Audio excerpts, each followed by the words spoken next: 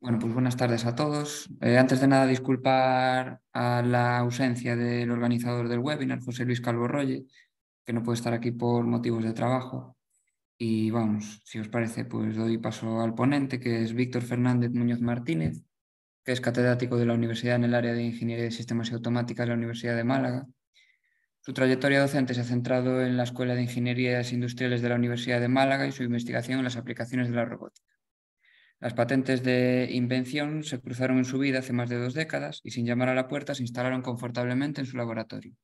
Así se integraron primero en sus investigaciones de instrumentación industrial, después en la robótica móvil y finalmente en la robótica quirúrgica. Ello le ha servido para potenciar el contacto con las empresas e incluso participar en una spin-off. Así ha tenido experiencia en los distintos procesos implicados con la gestión de patentes, como las patentes en cotitularidad o las negociaciones de licencias. Asimismo, por gestión universitaria estuvo implicado en la transferencia de tecnología con patentes y la potenciación de este intangible. Con todo ello, ha atesorado conocimientos sobre este campo en su trayectoria como investigador y como gestor universitario. Así que muchas gracias y por estar con nosotros y cuando quieras, pues puedes comenzar. Pues muchas gracias. Pues las patentes, de hecho, Javier Aracil, que no me dio el doctorado, o sea, estoy hablando de hace de antes de ayer, ¿no? Hablaba de las patentes que había que patentar y para animarnos, pues nos llama una patente que era, imaginar, una caja con 4 ruedas, y eso estaba patentado como un carrito, ¿no? Y además tenía un hilo una cuerda para tirar de ella, estaba patentada. Entonces, pues nos animaba para eso, pero por más que nos decían, pues resulta de que aquello, la patente siempre es un desconocido. Hacer artículos sabemos hacer, y la patente, que es curioso porque un artículo, ya sabes, publicar en una revista tiene un formato, uno tiene introducción, materiales y métodos, otro formato. Sin embargo, las patentes es un documento que tiene el mismo formato en todo el mundo, o sea, exactamente, tiene los mismos apartados, ¿no? Entonces, bueno, pues eso hace que sea un documento muy homogéneo y que te sirva tanto como para utilizarlo de apoyo para solicitar un proyecto, como para, digamos, como referencia de artículos. Y aparte, mi experiencia fue que tenía un conjunto de patentes, no sé si eran buenas o eran malas, porque al final una patente, ¿por qué no las examina o no la tiene en cuenta para los sesenios? Porque ¿quién dice que una patente es buena o es mala? Ahora sí, si es buena, si tiene un examen previo, ¿no? Y la has pasado, o el estado de la técnica que tienes es bueno. Pero realmente la patente es cuánto dinero ganas con ella o si ha creado una empresa. Digamos que hay otra serie de cosas que van más allá, digamos, del ámbito científico, ¿no? De que nos dedicamos. Entonces yo al tener patente lo que sí me di cuenta que tenía más fiabilidad con respecto a las empresas. No una persona que solamente ha publicado, sino que se lo con una patente, sabe lo que hacer algo para empresa y bueno, tiene una cartera de patente, pues te daba esa puerta de entrada. Y si la patente más o menos encajaba con lo que hacía la empresa, pues mucho mejor que mejor. Pero el problema que tenemos con las patentes o la transferencia en general es cuándo hace una patente que, digamos, que puede llegar al mercado. Pues cuando tienes un proyecto colaborativo con una empresa. Si tienes un proyecto por ti mismo, es difícil que lo que tú hagas encaje realmente con lo que quiere alguna empresa. A veces encaja, como nos pasó a nosotros con alguna patente robótica médica, pero es difícil. Entonces, bueno, pues es un intangible, hay que tenerlo ahí y es parte del currículum que nos sirve para la transferencia. Entonces, espera a ver si esto pasa. Bueno, voy a dar aquí. Se ve aquí, ¿vale? ¿Por qué me encontré con las patentes? Lo que han comentado antes. Pues aquí lo primero, bueno, encontré la investigación y era que cuando uno hace investigación, pues escribe el proyecto es una hipótesis a demostrar. En mi caso era, pues un robot quirúrgico puede operar, ponemos como hipótesis, ¿no? Entonces saca un objetivo científico, que es pues el control debe ser de tal forma, tiene que tener tal inteligencia, tiene que hacer tal generación de trayectorias, son tus objetivos científicos, que tú haces tus ecuaciones, haces tus cosas, y resulta que esos, en nuestra área, si queremos publicar esos resultados científicos, tienes que probarlo y que funcione realmente en un robot. Con lo cual te lleva a un diseño del experimento. Y el diseño del experimento vas a probar los desarrollos teóricos y vas a hacer un equipo demostrador, que es un robot con sensores, bien comprado el robot, bien lo vas a hacer tú, o otro tipo de plataforma, ¿no?, que vas a hacer. Y con ese equipo demostrador, pues demuestra que la hipótesis que tú has dicho que mi control es estupendo, porque hago H infinito, ¿no? Es estupendo, pues demuestro la hipótesis. Y en ese proceso nos pasan dos cosas. En una sí que nos fijamos, que es que los desarrollos teóricos, pues hacemos ciencia o hacemos alguna innovación científica y la publicamos. Entonces, bueno, pues es, digamos, nuestro camino natural y, digamos, y nuestro objetivo. Sin embargo, pues el equipo demostrador resulta que han montado unas tecnologías y esas tecnologías pueden ser originales, tienen una utilidad, tienen actividad inventiva, que son las tres cosas que debe cumplir una patente: originalidad, actividad inventiva y utilidad, y de ahí se pueden sacar patentes, con lo cual de un mismo proyecto de investigación puedes tirar por un lado o por otro. De hecho, te recomiendan que primero patentes y después publiques para que no rompa la novedad. Mi experiencia, que después a la hora de la práctica, cuando haces el equipo demostrador, resulta que hay aspectos prácticos que no aparecen en los desarrollos científicos. Con lo cual, aunque hayas publicado, te busca la bichuela y puedes patentar, ¿no? Y saca algo novedoso. Pero digamos, lo correcto sería lo que he dicho. Primero, primero patentar y después publicar. Y bueno, aquí me encontré las patentes, ¿no? Después también me encontré las patentes de otra manera. Esta la que he montado con investigación colaborativa.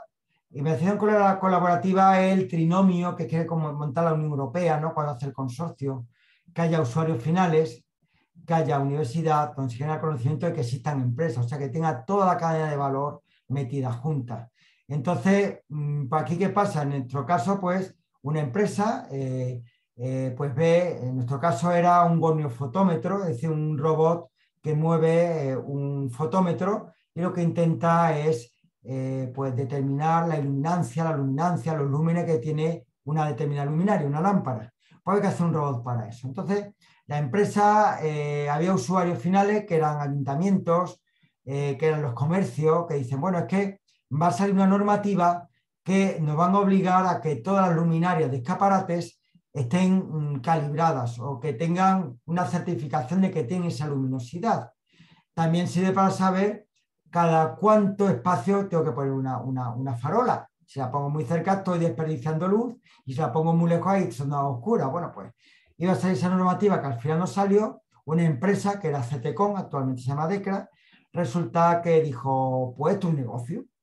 Y nos llamaron a nosotros, a la universidad. Lo hicimos con el CSIC de Madrid, con el Torres Quevedo, me parece, de Madrid, y hicimos pues un nuevo robot para homologar luminarias. Entonces, pues toda una investigación colaborativa con empresas, ahí salieron patentes, sale una patente que me expira el próximo mes, porque ya hace 20 años de esto, y una patente que se está explotando durante estos 20 años. Entonces, bueno, aquí era más fácil la transferencia porque en el mismo consorcio está el usuario final, que sabe la necesidad, la empresa que lo va a fabricar y estás tú para transferir el conocimiento. Con lo cual ahí está un poco el papel que tuvimos cada uno, que el que he contado así, pues por encima, ¿no? Entonces, pues está en mi segunda experiencia que me encontré con las patentes. Y la tercera fue, digamos, con emprendedores. En este caso, cuando, bueno, yo estuve participante en este spin-off, yo no soy bueno para spin-off. Cecilia, una chica también de la política de Madrid, es mucho más buena que yo, por una charla que le escuché en Colombia, pero yo estaba, digo, lo más que puedo ser director científico y no estorbar en los demás.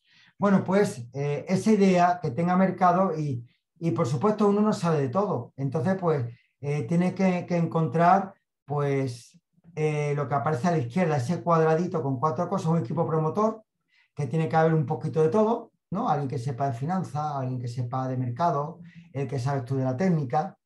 Tienes que buscar los recursos, que muchas veces los recursos puede ser el dinero, pero también tienen material, infraestructura en tu laboratorio, entonces pues también lo puedes utilizar.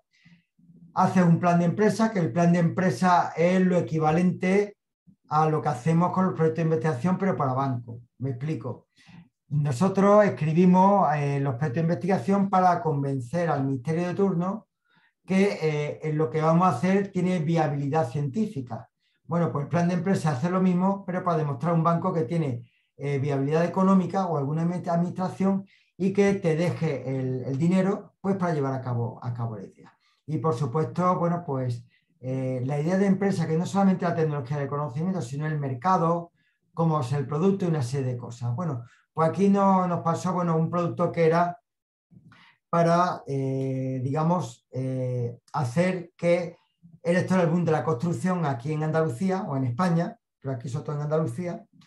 Resulta que habría que tener un sistema que se viese que una persona, un trabajador de la construcción llevaba todos los equipos de protección individual que tiene que llevar, el casco, el no sé qué, el no sé cuánto. Entonces, no solo la patente era que cada cosa llevaba un RFID, en el cinturón llevaba algo que detectaba todos los RFID que llevaba puesto encima, lo comunicaba al móvil y le mandaba al capataz si aquello llevaba todo el equipo de seguridad, sí o no, ¿no? Pues para que no hubiese problema en la hora.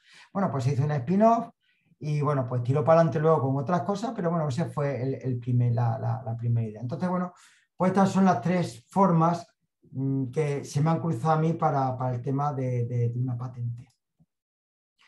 Entonces, para hacer una patente vamos a ver, dividido en dos partes, una primera parte que es cómo redactar la reivindicación de una patente, ahora vamos a ver lo que es eso, y una segunda parte que decir, muchas veces la haces mal y tienes que volver a realizarlas, tienes que volver digamos, a redactarlas. Porque te la pueden encatear la patente, decir, tiene usted tanto para alegar esto, entonces, pues, tanto tiempo para alegar esto. Entonces, bueno, pues tú intentas alegar. Una patente, pues un documento, como he dicho antes, que tiene siempre el mismo formato.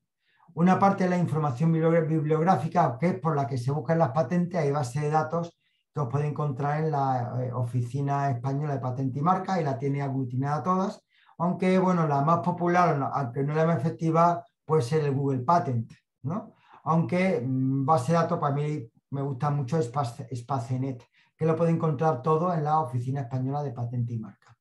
Bueno, pues tiene información bibliográfica, que es la información por las cuales se buscan las patentes. Si tiene que hacer estado del arte de una patente, pues tiene que buscar patente, pues son los inventores, que son aquellos que han proporcionado las ideas para hacer el ingenio, el propietario, que es el titular de la patente, que en nuestro caso, si yo hago una patente, el titular sería la universidad, en el caso de que trabajara en una empresa sería la empresa la propietaria. También puede ser que el propio inventor sea el propietario, también puede ser. Después tiene la fecha de presentación, que es justo cuando presenta la patente. Antes se hacía yendo o a la Oficina Española de Patente y Marca o te ibas a correo y pues mandaba la patente certificada y el sello de la fecha, la hora de la certificación era tu fecha de presentación. Y después tenías la clase tecnológica, que es una clasificación de a qué tecnología se refiere tu patente, una clasificación que hay por ahí, ¿no? Entonces, bueno, esa es la primera parte, que es por lo que buscan las patentes. Después hay otra parte que es el resumen, que son unas 150 palabras con un esquema, que con un solo esquema te intenta resumir qué hace ese aparato, ¿no? Lo que, digamos, el aparato que has diseñado. Debo decir que aquí en Europa el software no es patentable sin Estados Unidos, pero que un software puede ser la manera de que una ingenio mecánico haga tal actuación. Con lo cual, solo no es patentable, pero pueden meterlo dentro como la forma en que se hace algo, ¿no? En que funciona algo. Y a partir de ahí, pues empieza el estado del arte, que es la descripción. Pues resumen el estado de la técnica, que es, pues, ver muchísimas patentes, buscar muchísimas patentes, y lo que hacemos con los artículos, pero con patentes, es decir, pues fulanito, el problema que quiero resolver es este, todo el mundo lo ha hecho de esta manera y lo que yo propongo va a hacerlo de esta manera nueva. Y es lo que lleva al resumen de toda la técnica. Después se dice, el problema se talla bien, el problema que la invención va a resolver, y se explica una forma de cómo se puede construir, ¿no? Al menos una forma de cómo se puede construir ese aparato. También os digo que por mi experiencia que he tenido, resulta que la patente, aunque tú digas cómo se puede construir, realmente después por una empresa es muy difícil sacar la construcción. En mi experiencia que, por ejemplo, una patente que licenciamos, resulta que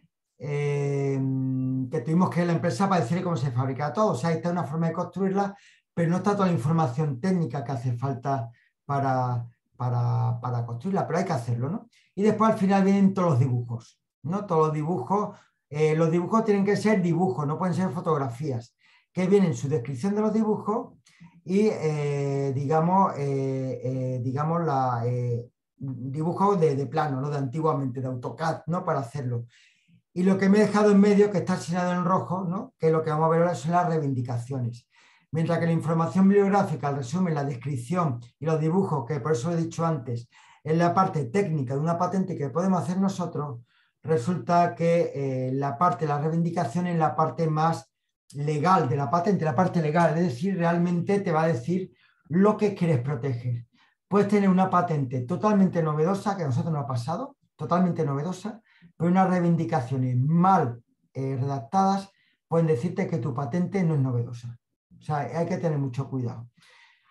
En mi experiencia, pues hay que saber los principios para redactar reivindicaciones, pero después hay que pasárselo a alguien que entienda, o a algún técnico de las OTRI de nuestras universidades, o a un agente de la propiedad industrial, porque nosotros podemos afinarlo. También mi experiencia es que si no tengo, o sea, me olvido las reivindicaciones, ya le pago a esta empresa para que lo haga, resulta que probablemente te hagan las reivindicaciones mal y también salga mal la patente. O sea, tienes que dar con una primera aproximación para, digamos, estas reivindicaciones para que alguien las corrija. O sea, eso es fundamental. Y la motivación precisamente de esta charla ha sido dar esos principios para dar ese primer borrador de reivindicaciones de que después un experto podrá redactar de una forma más precisa, pero hay que hacerlo. Porque si tú lo haces tú solo, va a salir mal, y se deja al experto sin saber lo que es la descripción, lo que tú quieres patentar, lo que es el resumen, o sea, porque es un abogado, no es un ingeniero. Entonces, pues probablemente también salgan malas reivindicaciones. Y a nosotros nos ha pasado también. Precisamente con la patente que estábamos hablando, digamos, antes, en el falso inicio, ¿no? Con el fotómetro, ¿no? Pues esa nos puso una hermosa X porque una reivindicación estaba mal hecha, ¿no? Y el aparato era totalmente novedoso. Entonces nos vamos a centrar en lo que está en rojo, lo que son las reivindicaciones de la patente, ¿vale? Lo que vamos a hacer. Bueno, para ello he tomado la Oficina Española de Patente y Marca, tienen su web, por ahí perdida, la han cambiado, tiene como unos cursos, ¿no? De qué es una patente, cómo puedes presentar una patente, cómo puedes hacer búsqueda de patente, y tiene una de reivindicaciones.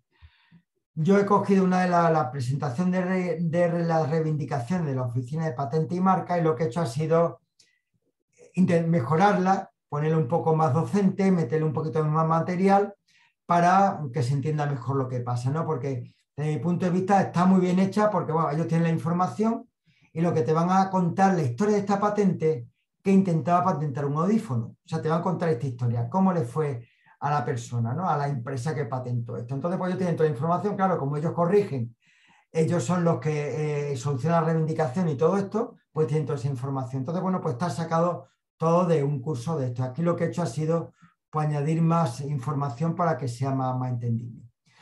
Bueno, pues resulta que esta patente, aunque pone arriba el esquema de un audífono, realmente no quería patentar el audífono.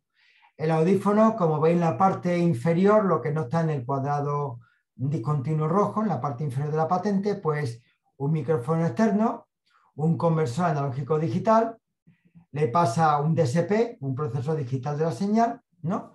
Para, digamos, depende del tipo de sordera que tenga la persona, pues habrá que amplificar la frecuencia, una frecuencia y otra, básicamente una transforma de Fourier y amplificar alguna de las frecuencias. Esos son los audífonos personalizados, ¿no? Entonces, bueno, pues tiene esa memoria EPROM donde tiene el tipo de sordera de esa persona, mete transforma de Fourier y amplifica las frecuencias que debe ampliar.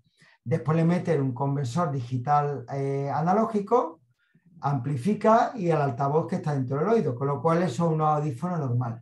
Por lo que pretendía patentar la patente de la cual vamos a hablar quería pues poner un circuito, digamos, adicional al audífono, que cuando te quitases el audífono de la oreja se apagase solo. Lo que está en rojo. Pues para ello, ¿qué pensó el ingeniero? Pues pensó que pongo un micrófono interno Si resulta que el nivel, digamos, del micrófono interno es similar al nivel del altavoz, es que está metido dentro del oído.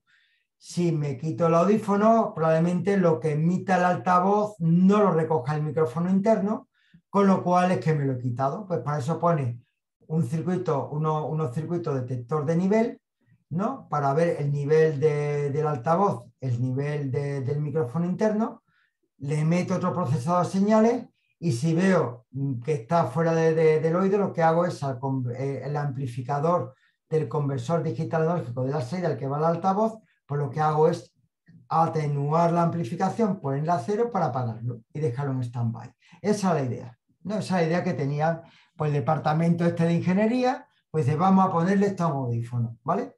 Entonces, claro, pensaron, ¿y si patentamos esta historia? Bueno, pues, ¿por qué los quiero patentar? Pues fundamentalmente por lo que dice ahí, porque los quiero proteger frente a imitaciones. O sea, por lo menos una patente te da 20 años de protección y si alguien te imita, lo puedes demandar. La cuestión es que te tienes que defender tú. O sea, ¿qué problema tenemos las universidades? Que no tenemos un departamento jurídico que si nos vulneran una patente nos puedan defender. Esto las empresas grandes pues tienen su departamento de defensa de patentes y si alguien le vulnera, pues se demanda. Fue muy famosa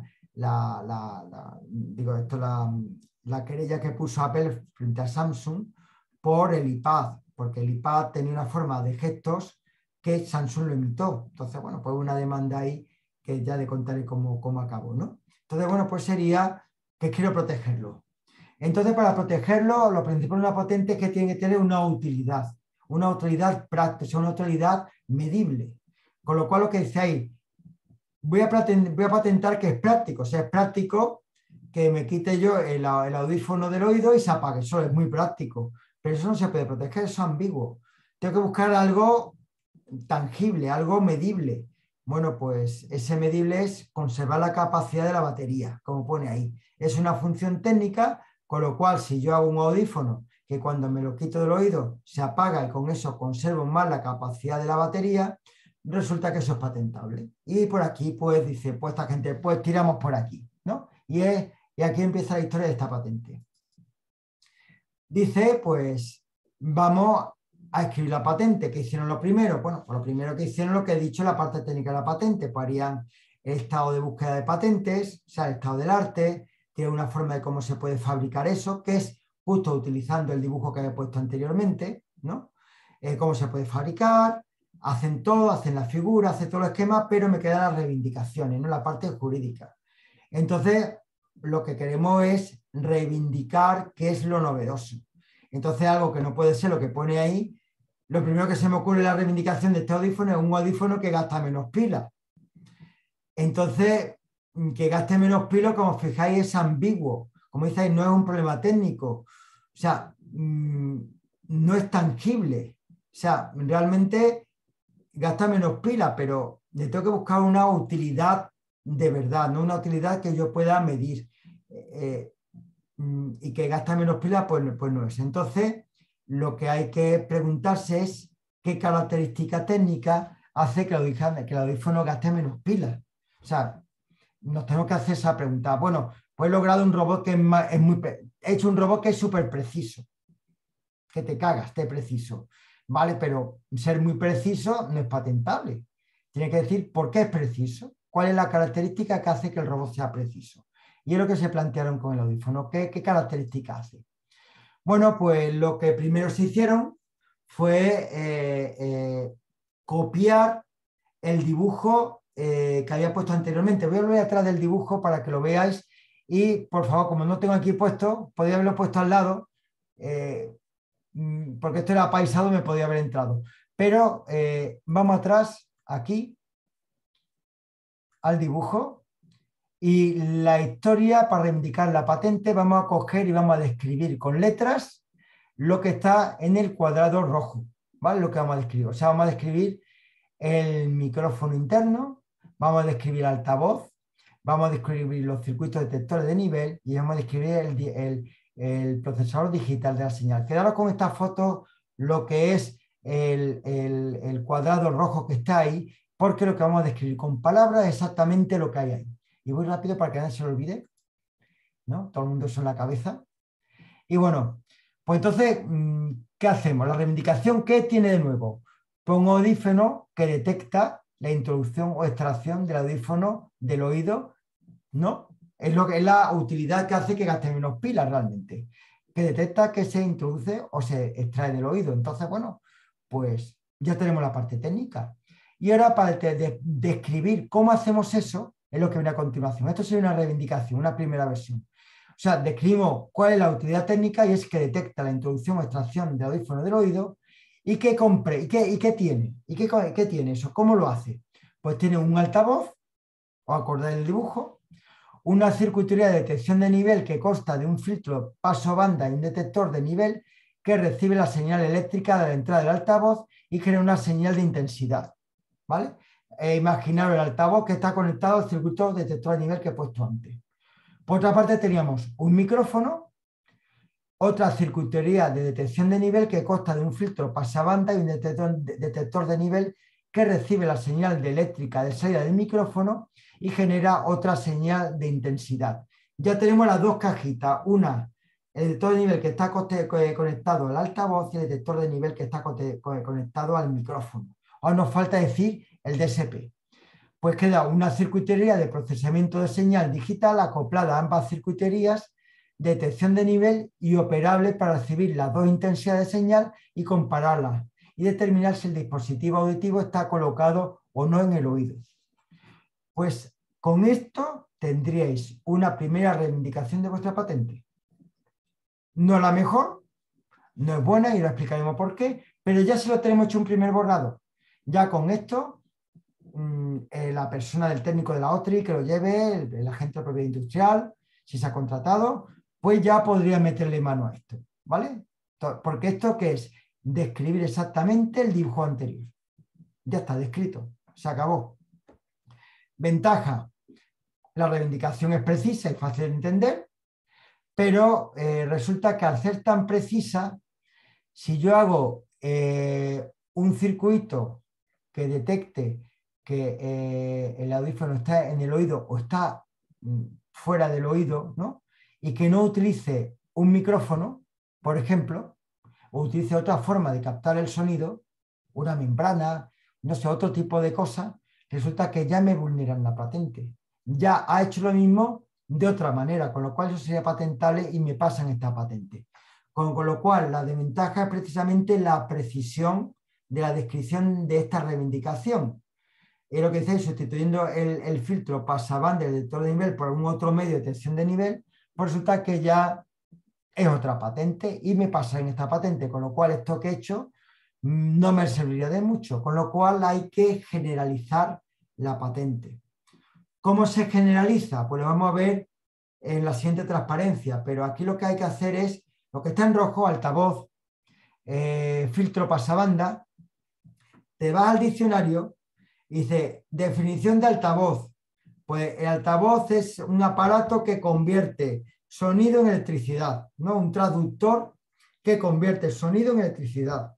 Pues tiene que poner en vez de un altavoz, un traductor que convierte sonido en electricidad. Ya si emplean otro tipo de tecnología que no un altavoz, pues resulta que ya tienes protegido, es mucho más amplia. Con lo cual, lo que se va a hacer esta primera reivindicación, que es buena con esos 1, 2, 3, 4 y 5 puntos que he puesto, resulta que tenemos que generalizarla, que sería el siguiente paso.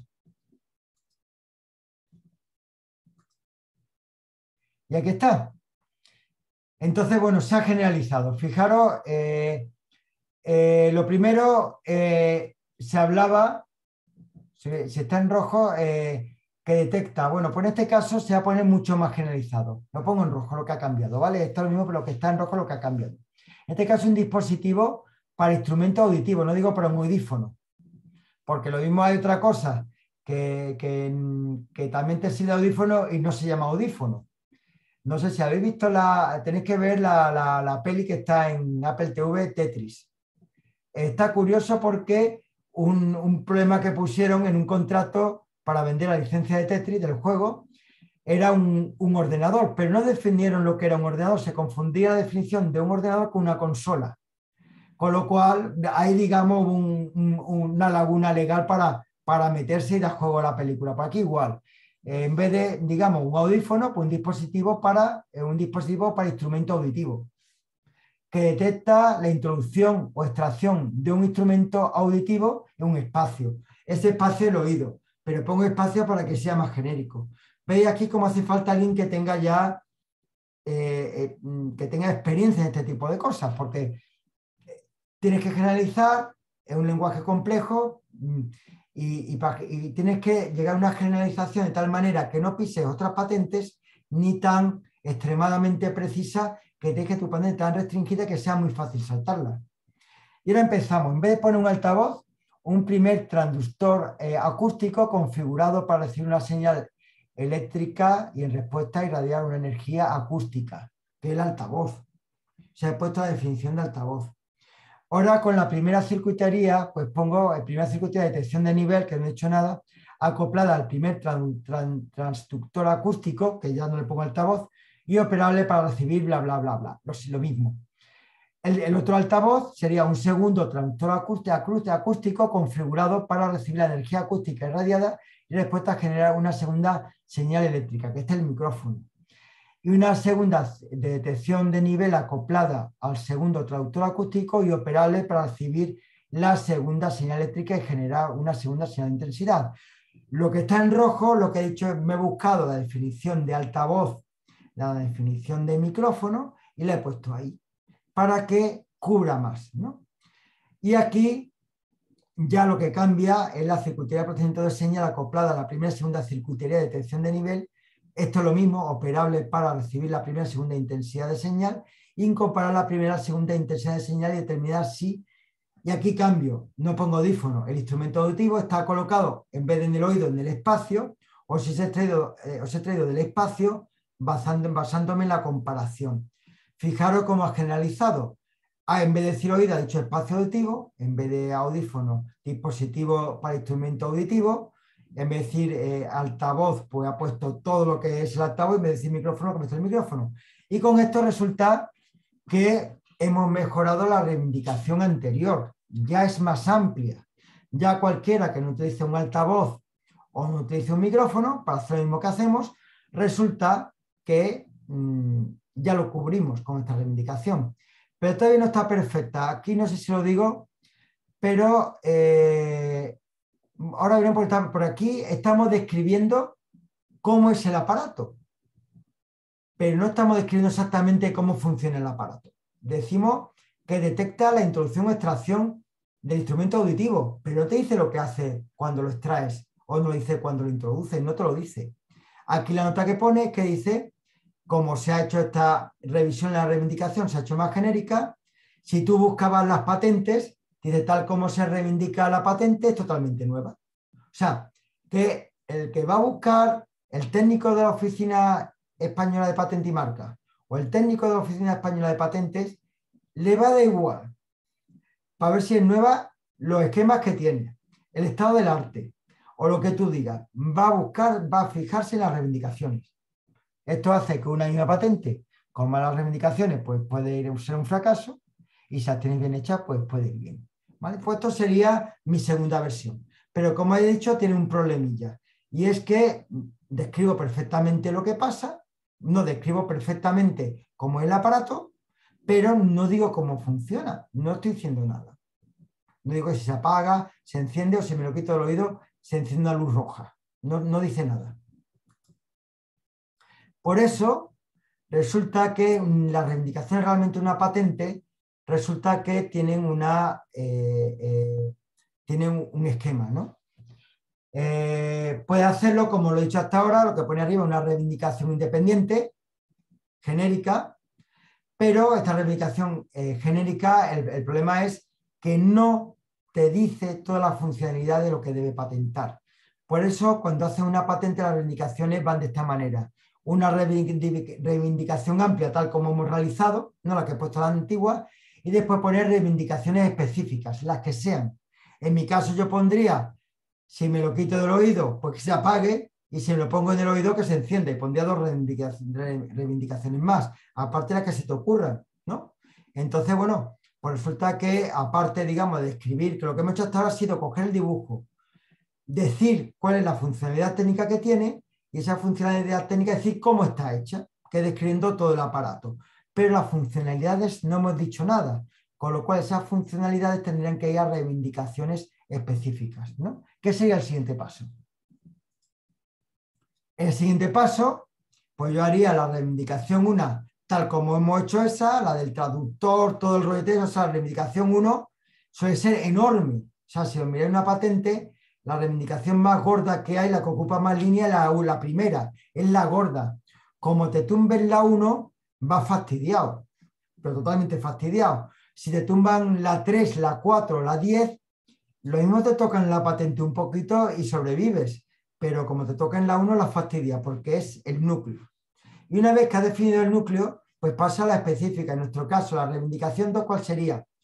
Pues el sistema de instrumento auditivo de la reivindicación 1, en el que la circuitería de procesamiento de señal es operable también para reducir una ganancia asociada al primer traductor acústico en el momento en el que se detecta que el instrumento auditivo se extrae del espacio. O sea, la reivindicación 2 dice que si me lo quito, se apaga el audífono. Y la 3 lo contrario, el sistema de instrumento auditivo de la reivindicación 2, en que la circuitería de procesamiento de la señal es operable también para incrementar la ganancia asociada al primer traductor acústico en el momento en que el circuito auditivo se introduce en el espacio. O sea, que la 3 dice que si me lo pongo, se enciende. Y si tuviera más características técnicas, pues se pondrían muchas más reivindicaciones y todas refiriéndose a la 1. ¿Vale? Es el esquema normal. Entonces, bueno, la oficina, en este caso, la OPE, que es la Oficina Europea de Patentes, no la oficina, la oficina o sea, de Europea de Patentes, te dicen que tal como han reivindicado esto, parece que es nueva. Y van a evaluar tres cosas: que es nueva, que tiene una utilidad, en este caso utilidad que se entiende se apaga el audífono, y que no es evidente, es decir, que tiene actividad inventiva, es decir, que un técnico medio en la materia no dice, te has juntado dos piezas y es evidente que esto sale. O sea, esto han tenido que pensar algo. Bueno, pues si tiene actividad inventiva, que es que no es evidente, es útil y es novedosa, esto es patentable, pues tira para adelante, ¿vale? Y aquí nosotros, muy contentos, le mandaríamos la patente a nuestra OTRI, la OTRI la tramita y lo manda a la Oficina Española de Patente y Marca. Y aquí acabamos la primera parte de la charla, que es que hemos entregado la patente. Con lo cual dice, ¡guau! La he entregado, me he quedado estupendo, ¿no? Pues esto sería la primera parte. Ahora viene la segunda parte, que es que no todo sale bien al principio y las patentes, una vez entregadas, es como los artículos, como las revisiones. Hay que revisar las reivindicaciones porque ni el estado del arte, ni digamos, bueno, el estado del arte te pueden mandar cosas, te ponen un estado de la técnica, te dicen estas patentes hacen lo mismo que tú, pero digamos lo que hay que como redactar, lo que hay que corregir son las reivindicaciones, que esas reivindicaciones después llegan a ciertos cambios en las patentes, ¿no? En los otros apartados. Bueno, pues buscaron patente, el técnico de allí, y descubrieron esta patente americana, que es del año 90, ¿no? Y dice, bueno, pues resulta que hemos encontrado la patente US 4955729, que se utiliza un audífono que se conecta y se desconecta cuando se coloca y se extrae por el usuario, que esto es lo mismo que tú has reivindicado, ¿no? Entonces, bueno, pues ya estudia la patente y ve que tiene un interruptor, ¿no? Que responde al criterio de conmutación definido mediante un cambio de estado. Tiene ahí algo que cambia el estado, ¿no? Entonces, pues te hace el dibujo, tiene un micrófono, un solo micrófono, un auricular, un interruptor y el amplificador. Con lo cual esta parece que hace lo mismo que la tuya. ¿Qué es lo que hace lo siguiente? Pues como hace cuando te llegan las correcciones de un artículo, es decir, vamos a pensar, vamos a estudiar la patente y a ver qué ha pasado, ¿no? Bueno, pues en ese estudio de la patente, bueno, pues te busca en todo el documento, va estudiándola y bueno, pues hay una parte en azul, la parte de arriba, que describe la disposición contigua del micrófono auricular, que era fácilmente... Aquí, bueno, importante, la disposición contigua del micrófono de auricular crea fácilmente retroalimentaciones acústicas que generan que se generan por el sonido transmitido por el aire propagándose del auricular hasta el micrófono o por vibraciones transmitidas. O sea, la primera parte es que tú te quitas el audífono y eso se acopla y pita, se emite un pitido, ¿no? Entonces, pues esta gente lo que han dicho, me quito el audífono, eso pega un pitido y detecto el pitido y lo apago. Fijaros que no es exactamente lo que yo he hecho, lo que yo he hecho es otra cosa, pero la utilidad es la misma. Y lo que reivindico es exactamente lo mismo, un audífono que se pone y se quita. Fijaros cómo, aunque es toda la técnica, cómo he descrito los dibujos, cómo está hecho, lo que he reivindicado es exactamente igual que a esto. Es exactamente igual. Con lo cual realmente no aporto nada, ¿no? Entonces, bueno, pues dice que el entorno 9 del audífono se define mediante un elemento de control que responde al incremento de nivel de sonido creado por la realimentación y convierte la presión sonora en una señal de voltaje para desconectar el audífono. O sea, interruptor 9 será de inglés un switch, es un detector de nivel que cuando te quita el audífono pita, detecta ese pitido y dice, está pitando, está fuera del oído, lo apago. La utilidad, aunque está hecho de distinta manera, con otro principio, resulta que la utilidad final es exactamente la misma, con lo cual la patente tal como está hecha no sería novedosa. Entras en pánico, ¿vale? Y empiezas a ver lo que ha pasado. Entonces tienes al azul a la izquierda, pues lo que era tu circuito, el audífono, que es capaz de detectar su introducción, tiene un altavoz, un circuito de detección de nivel para la señal del altavoz, el micrófono, un circuito de detección de nivel para la señal del micrófono, un DSP que compara las dos señales y determina si el audífono está colocado o no. Y tú empiezas a chequear y dices, hostias, que esto lo tiene igual al anterior. Esto no es nuevo. La respuesta de la Oficina Española Europea de Patente. Todas las características están presentes en la técnica anterior, la patente tal como se ha reivindicado no es nueva. Fijaros, pone la patente tal como se ha reivindicado no es nueva. Le rogamos modifique sus reivindicaciones si desea que se proteja su invención. Te mandan las patentes, te mandan todo, tú entras en pánico y dices, ¿qué hago? Pues volver a revisar todo. Voy a revisar todo y a ver qué ha pasado. Bueno, pues este es mi pánico, ¿no? Tengo que hacer otro análisis. Las preguntas son, ¿realmente mi invención cuenta con algunas características que no tiene la técnica anterior? ¿Cuáles son las ventajas de la invención en comparación con la técnica anterior? O sea, ¿se me ha olvidado algo? O sea, ¿realmente yo he montado todo esto y se me ha olvidado reivindicar algo? Fijaros que se ve una desconexión en cómo se ha resuelto el asunto y cómo se ha reivindicado. Hago spoilers. La patente que estábamos haciendo tiene 2 micrófonos. Esta solamente tenía una y realimenta, con lo cual a alguien se le ha olvidado poner algo. Por eso he dicho que es importante que esté el ingeniero en la primera, que esté el inventor en la primera reivindicación de la patente para ajustarla más, si no pueden pasar cosas de este tipo. Entonces, pues, hay alguna característica importante que no se ha incluido y se ha pasado. Y si este es un proceso que yo hago la parte técnica y otro departamento que no sabe nada de mí hace la parte de reivindicaciones, pues lo más probable es que salga mal.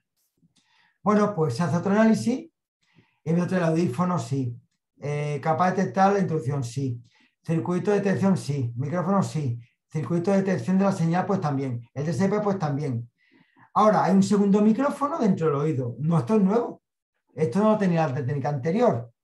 Entonces, ventaja resultado, se detecta la extracción del audífono del oído, incluso si no se produce el pitido. Esto sí que es nuevo. Con lo cual resulta que tengo que tirar por ahí. Fijaros que no he cambiado nada, ni he hecho que rehagan el audífono. Simplemente estoy tocando la parte legal de la patente. Con lo cual aquí realmente lo que decir que hay otro micrófono y ese otro micrófono lo que me permite es que si te quita el oído, incluso sin pitar y sin que pite, que es incómodo, resulta que se apague. Bueno, pues eso es lo que va a hacer. Bueno, pero resulta que se le ocurren eso, siguen buscando patente y encuentran otra patente, que es esta de aquí, que esta patente aquí, la US 207-6057, pues resulta que es un dispositivo que utiliza 2 micrófonos para introducirse dentro del oído y ver con el mismo principio que yo utilizaba si la diferencia entre lo que recibe un altavoz y el otro pues es diferente, está dentro y fuera, o sea, utiliza exactamente el mismo principio. Pero hay una diferencia, que este dispositivo, una patente, no es de un audífono, es de un aparato que se utiliza para ver si tu oído está obstruido. Es decir, tiene un tapón de cera, pues este aparato serviría para el otorrino para ver si tienes un tapón de cera profundo que no se ve. Sirve para eso, no es un audífono. Con lo cual mi patente estaba hecha para un audífono. Y aunque esto, digamos, resulta que utiliza el mismo principio, no está asociado a un audífono, es otra cosa. Con lo cual, lo que dicen que es actividad inventiva es que conectar este dispositivo que está por un lado, que se conocía, ¿no? Utilizar dos altavoces con un micrófono para ver si está dentro o fuera, que es conocida la técnica esa, pero no es conocida acoplada a un audífono. No es conocida. Y deducen que acoplar esta patente a un audífono tiene actividad inventiva y con lo cual sería patentable. Entonces, bueno, pues perfecto. Aunque esto parece que no había echado un jarro de agua fría, porque estaba esa técnica, pero no estaba utilizada para audífonos. Estaba utilizada para dispositivos para ver si tienes taponado el oído, básicamente, ¿no? Entonces, bueno, pues resulta que se tiene en cuenta y con todo eso hago mi reivindicación final. Y aquí, ¿qué tengo que introducir? Lo que está en rojo. Pues aquí he puesto bueno, aquí he puesto todas, ¿no? ¿Y qué está lo que está en rojo? Lo que he cambiado. ¿Qué es lo que he cambiado? Pues poner en valor de que hay un segundo micrófono y que con ese segundo, perdón, que hay un segundo altavoz, que hay un micrófono dentro del oído y un segundo, perdón, hay un segundo micrófono dentro del oído con el altavoz y que ese segundo micrófono me va a servir para detectar que está dentro o está fuera sin producir el pitido. Con lo cual, cojo aire y empiezo la reivindicación. Pues en este caso, para recordar todo, porque esto ha sido un proceso acumulativo, como habéis visto en la charla, pues sería un sistema de instrumentos para detección de la introducción o extracción de un instrumento auditivo en un canal auditivo de un usuario del instrumento auditivo. O sea, está diciendo pues el que lo necesita. Estando configurado el instrumento auditivo para cerrar el canal auditivo que comprende. O sea, aquí también pone para cerrar el canal auditivo porque el otro dispositivo lo que quería, la anterior patente, era saber si el canal auditivo estaba ocluido o no, ¿no? Pero aquí ya partimos de un canal auditivo ocluido porque lo ocluimos nosotros con el audífono. Por eso lo ponéis, digamos, para diferenciarse, para establecer exactamente lo que es. Empieza con el altavoz, que es el traductor acústico para servir tal, la circuitería de detección de nivel, el micrófono, ¿no? Y aquí, pues, un segundo traductor acústico configurado para recibir la energía acústica radiada en respuesta, generar una segunda señal eléctrica, siendo el segundo traductor acústico un micrófono que está colocado para recibir la energía acústica radiada del interior del canal auditivo cerrado del usuario del instrumento auditivo. Eso en rojo es precisamente lo que añado de nuevo. Y el resto es igual, con lo cual, fijaos, lo que lo he puesto rojo es que hay un segundo micrófono que trabaja con el canal auditivo sellado por el propio audífono y que gracias al segundo micrófono voy a saber si el audífono está puesto o no está puesto. Con lo cual, tal como está reivindicado, con estas dos modificaciones, la reivindicación e introduciendo las dos patentes que he puesto anteriormente en el estado de la técnica, ya tendría la nueva patente. Con lo cual, esto es nuevo, hay actividad inventiva, hay una nueva función, digamos, que no depende del pitido que genera el audífono y que detecta que lo tienes puesto, lo tienes quitado, con lo cual esto es totalmente nuevo y tiene cantidad, con lo cual esto sería patentable.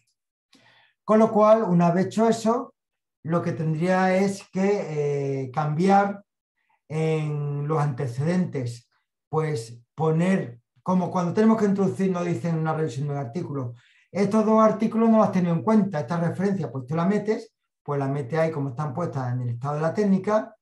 En la descripción detallada, pues dice que una capacidad acústica sellada para que sea coherente y en la hora de construirlo, pues resulta que también lo cambias para que se diferencie de la otra patente. Con lo cual, fijaros que aquí el trabajo ha sido buscar cómo reivindico la patente para que sea novedosa, y una vez que tengo la clave, lo que hago es cambiar el estado de la técnica, cambiar la descripción de cómo lo construyo y, por supuesto, cambiar las reivindicaciones. Y con eso, pues, esto acaba felizmente y dicen que sí, que me dieron la patente y aquí está la patente. ¿Vale? Entonces sería la patente de la que he hablado. Y con esto, pues, justo en una hora, pues, si esto pasa aquí, pues he acabado. Si queréis, bueno, pues dejo de compartir.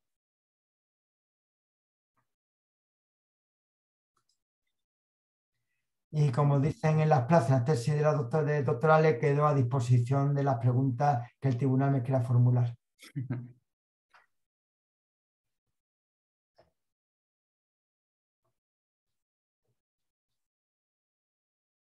Os pasa como cuando de ingeniería de control, deja a todo el mundo callado. Me va a aburrir muchísimo. Una pregunta, Víctor. Sí. No sé si me lo he perdido.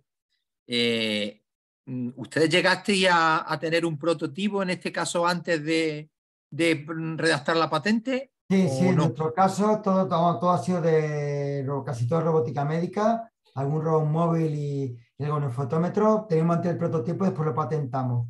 Si nos dimos Pero te cuenta, digo, sí, sí. Es el que no sé robot, si sí, la patente esta que me estás hablando, esta que has puesto de ejemplo, es un ejemplo de la Oficina Española de Patente y Marca.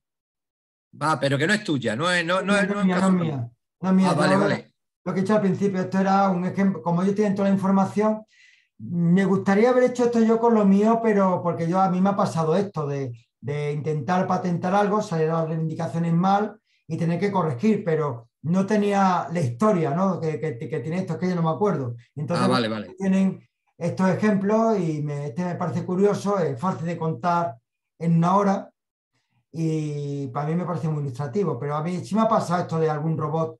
Me pasó con un irrigador, era un aspirador de sangre endonasal para intervención endonasales. Y ahí sí tuvimos una lucha de tata que hicimos ver que era nuevo, ¿no? Incluso el técnico de arte me dice que no es nuevo por esto, y me enviaba las patentes. Pues yo me la leía e intentaba analizar, como he dicho aquí, buscar por qué tal cosa era novedosa, ¿no? Lo que tenía por qué lo hacía de una manera distinta. Y una cosa, ¿tú recomiendas tener el prototipo hecho? Te lo digo Yo creo que porque, sí, yo recomiendo tener porque sí me ha pasado de haber publicado y decir, porra, ya no puedo patentarlo, pero después cuando tiene el prototipo aparecen cuestiones técnicas que no has tenido en cuenta en la publicación y que sí son patentables. Así me pasa. A mí me apareció con el robot que hicimos que llegó a operar en 2004, este robot que metimos en quirófano.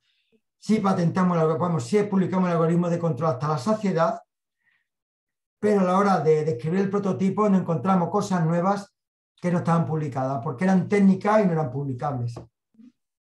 ya. De hecho, mandamos a la Oficina Europea a la Oficina Europea de Patentes eso para que hiciera un estado de la técnica y salió novedosa, a pesar que estaba publicado, que pueden ser en nuestros propios documentos. No es recomendable hacer esto, pero mi experiencia es que en el prototipo te salen cosas técnicas, sobre todo como va a describir la construcción de cómo lo haces, te salen cosas técnicas que no dan a lugar en un artículo. Lo que pasa es que hay recomendaciones de que si luego en algún artículo tuyo aparece algún dibujo de los que huelen a lo que tú incluyas en la Sí, patente, eso te la puede sí, pero significar que te la vamos, anule, ¿no? son dibujos distintos. A nosotros nos gustan mucho diagramas de bloque y la patente son unos dibujos más esquemáticos, no más tipo estos antiguos, ¿no? Con numeritos, más planos, tipo más planos. Ya.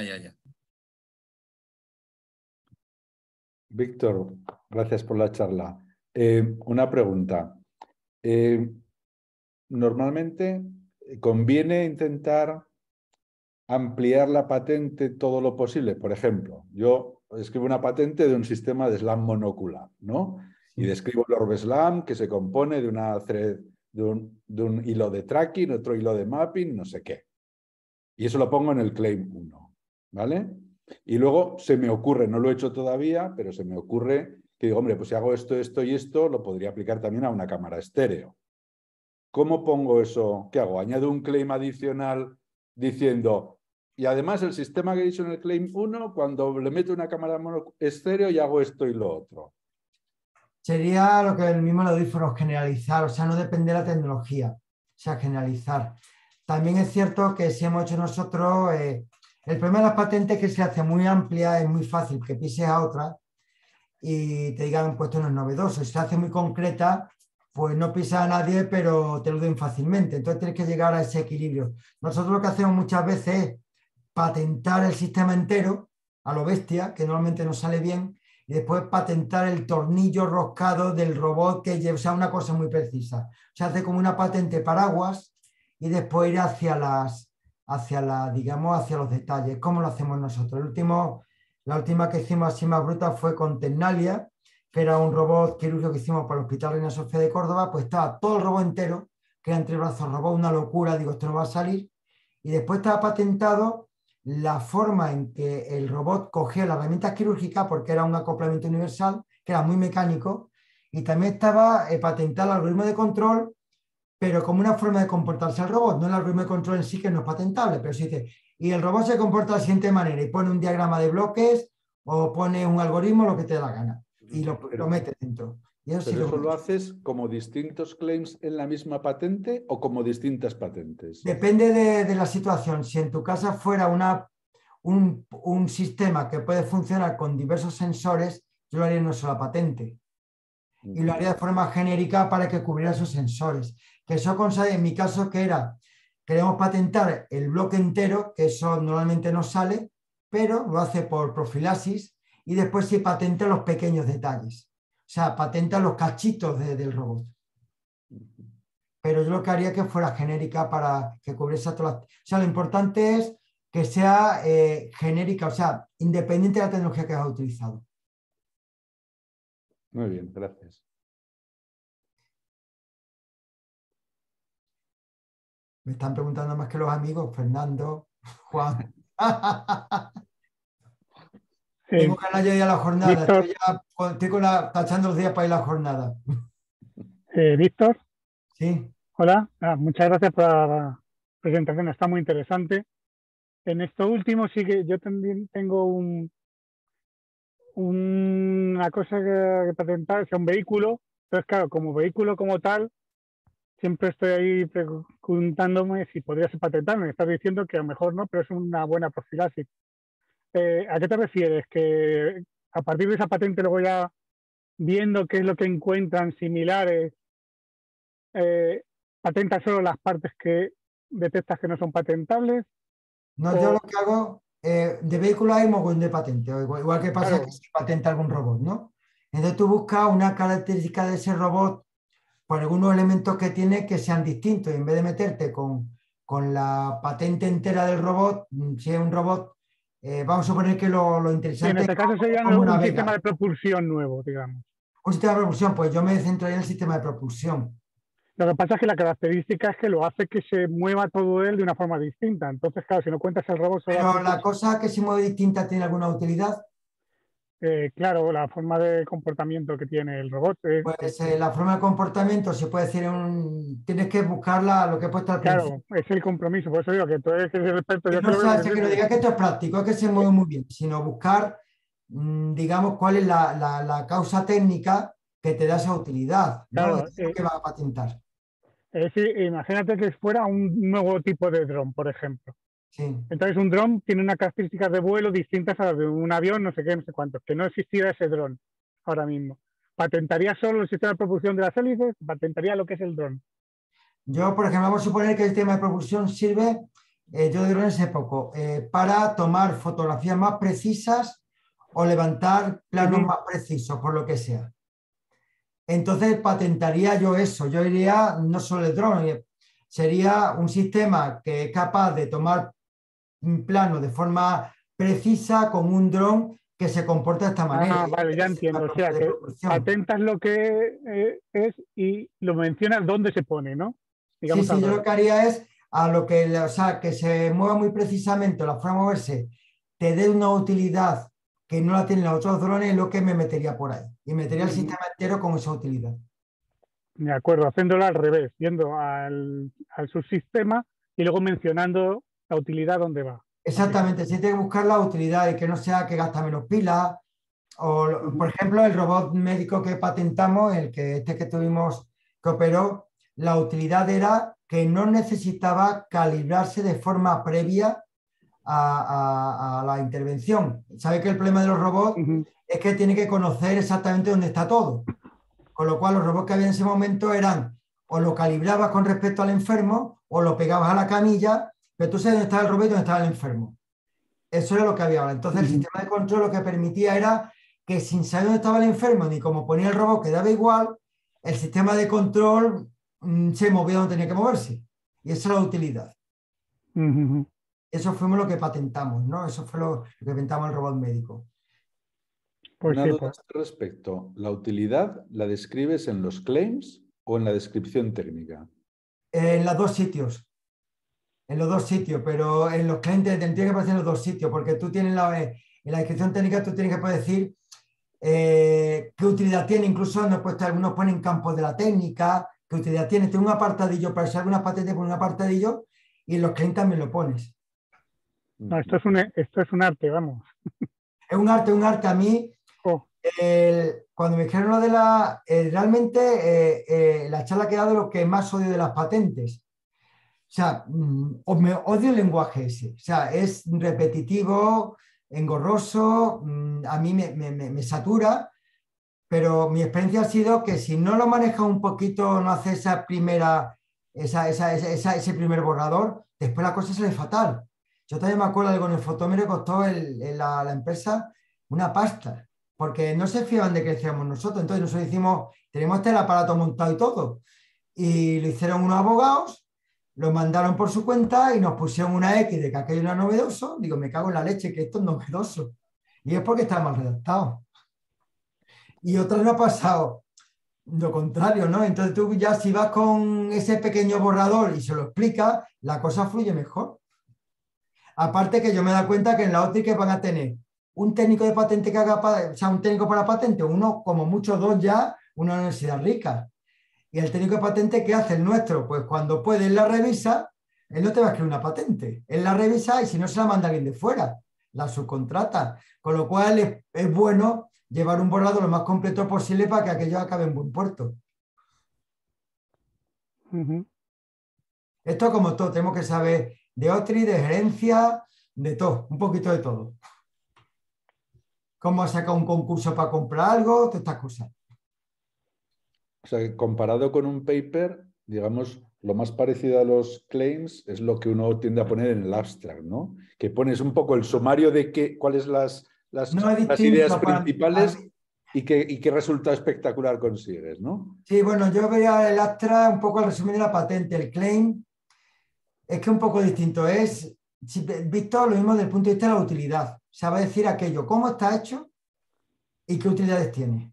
Bueno, hay algunos claims, son hasta 20. O sea, son hasta 20. Son una pecha de claim. Y cuando te llega hasta la técnica, tú dices, me han dicho que está chungo el 15, me da igual, lo paso. Y hay técnicas también para evitar lo que es coger dos claims que te ponen una X y juntarlo y convertirlo en uno. Entonces lo convierte en uno y ya es novedoso. O sea, que hay cursillos sobre esto de cómo hacer reivindicaciones. Y hay técnicas de esto de juntarlo, dividirlo, quitarlo, ponerlo. O sea, hay cosillas de esas. Ya digo que la clase, por lo que yo sé, o sea, lo que he intentado es lo que yo hago cuando hago una patente y que salga lo mejor posible. O sea, no esto lo que me dan, o sea, es lo que yo sé. No hago la perfección, pero sí lo suficiente como para que lo coja luego alguien, se entere lo que quiero y discutir con él y que a la hora, digamos, de que llegue la evaluación de la patente se haga lo mejor posible.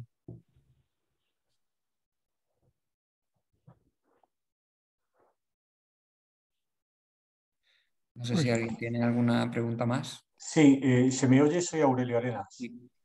Sí, Víctor, enhorabuena. Es muy difícil, es complicado hacerse entender con esta jerga a la que no estamos acostumbrados y yo no me he acostumbrado todavía. Yo he escrito algunas no acabo nunca de entender a los evaluadores. Unos evaluadores me han pasado patentes que luego las he escrito de la misma manera y otros no me las han pasado. Es decir, yo no termino de sorprenderme. He tenido de todo, calabazas, patentes aceptadas, patentes explotadas, etc. Yo la pregunta que quería hacerte es, muchos, podríamos decir, técnicos de OTRI dicen que para escribir una patente lo primero que hay que hacer es escribir la reivindicación. Y a partir de ahí no se te olvida pues, incluir en la descripción y en todos los apartados anteriores lo que es obligatorio. Es decir, no puedes escribir en una reivindicación algo que no hayas explicado previamente en la descripción. Yo la he escrito de varias maneras. ¿Tú qué me recomiendas? Pienso escribir alguna más. ¿Qué recomiendas? ¿Escribir primero las reivindicaciones y de ahí empezar a escribir para atrás? ¿O empezar por los dibujos, como has hecho tú en la exposición, escribiendo en las reivindicaciones lo que habías plasmado primero en los diagramas de bloques?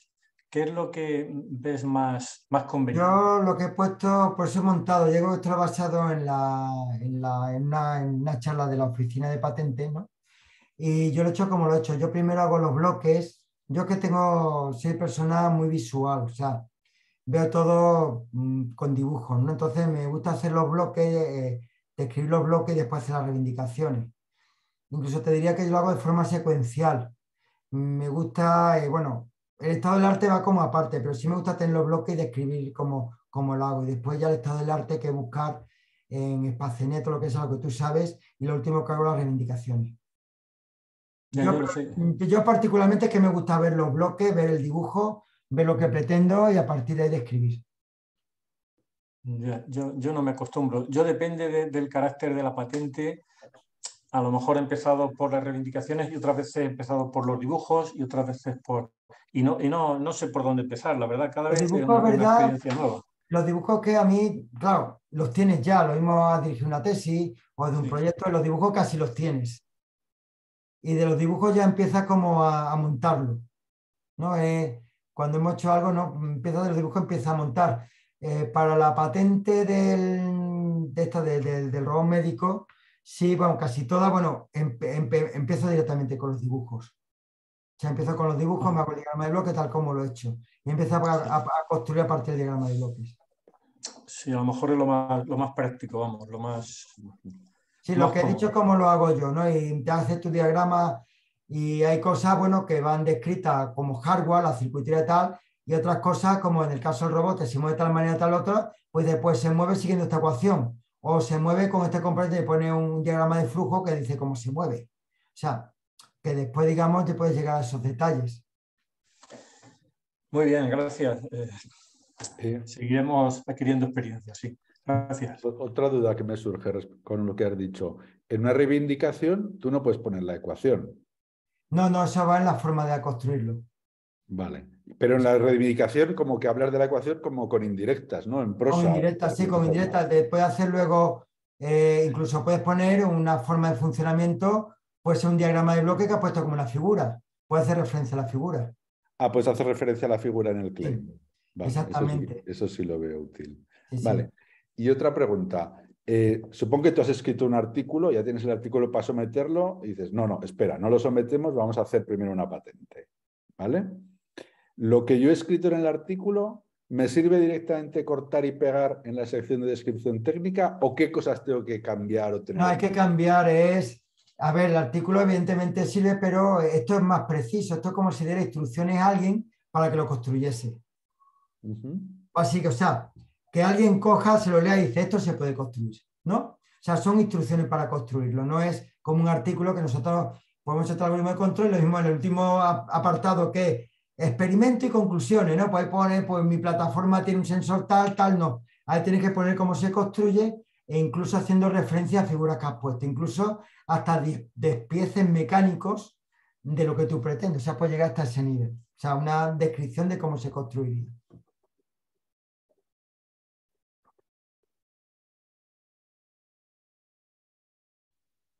No sé si alguien tiene alguna pregunta más.